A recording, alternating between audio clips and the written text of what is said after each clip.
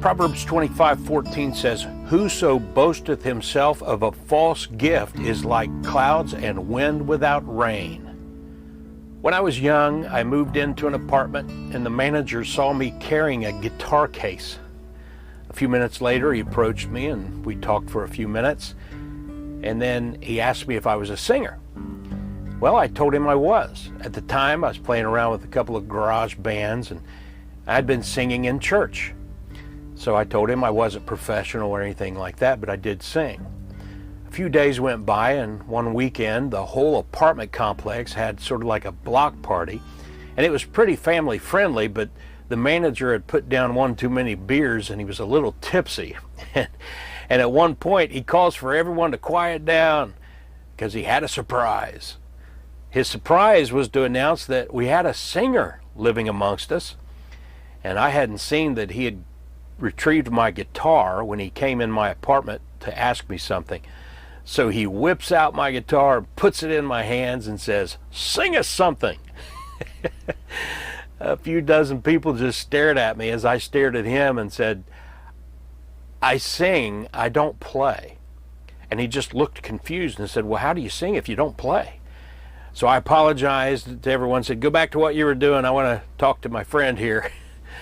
And I explained to him that I sang with bands, and in church I sang to the piano, or I used cassette accompaniment tapes, but I couldn't play anything on the guitar. It was a gift someone got me, and I appreciate it, but I just never did really pick it up. Couldn't play anything on it. That was so embarrassing. Now, in my defense, I hadn't boasted of being a guitar player. I owned a guitar, and I just told the man the honest truth that I could sing.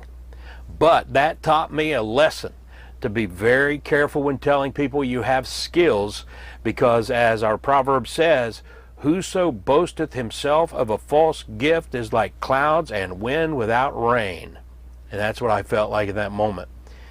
And this wisdom also pertains to promising to do something for someone and then not coming through with the promise. You'll get a reputation of being a liar or just a windbag.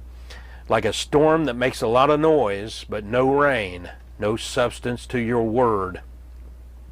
Comedies have made a killing off that sort of thing.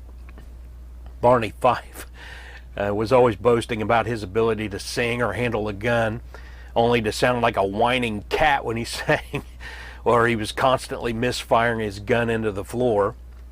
One famous funny skit was when Barney boasted about his ability to quote the preamble of the Constitution, only to not even be able to remember the phrase, "We, the people of these United States." You really ought to look that video up or watch that episode if you haven't seen it, or if you haven't seen it in a while anyway. But it's not funny when real life presents you with a need and someone promises their help and assistance only to let you down. It can be disastrous. And as God's children, we should be known as the kind of people who keep our promises.